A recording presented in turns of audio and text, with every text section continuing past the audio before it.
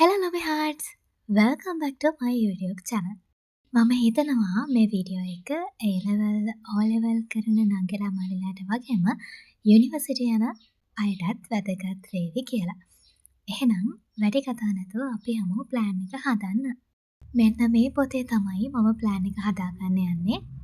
ඉතින් ඔයාලටත් පුළුවන් කැමති නම් මේ වගේ වෙනම පොතක් ගන්න. එහෙම නැත්නම් මාසෙන් මාසෙට වෙනම කොලවල හදලා තියාගන්න.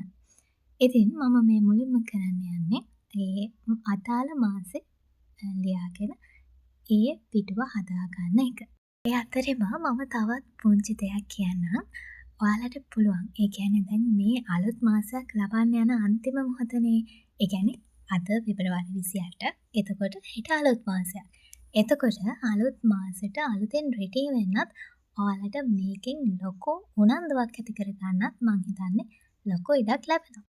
ඒ පිටුව හදාගෙන ඉවරයි. දැන් මම මේ කරන්න යන්නේ මාර්තු මාසේ 1 වෙනිදා ඉඳලා 31 වෙනිදා වෙනකන් දින ටික ලියා ගන්න එක.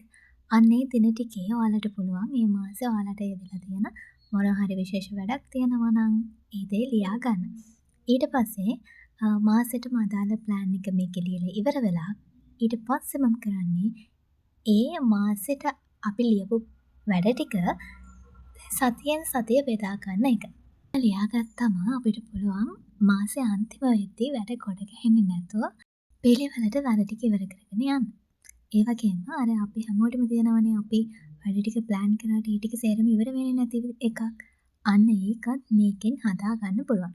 ඊට පස්සේ එදා දවසේ to do list එක ලියන්න මම පාවිච්චි කරන්නේ මෙන්න මේ පුංචි නෝට්බුක් එක.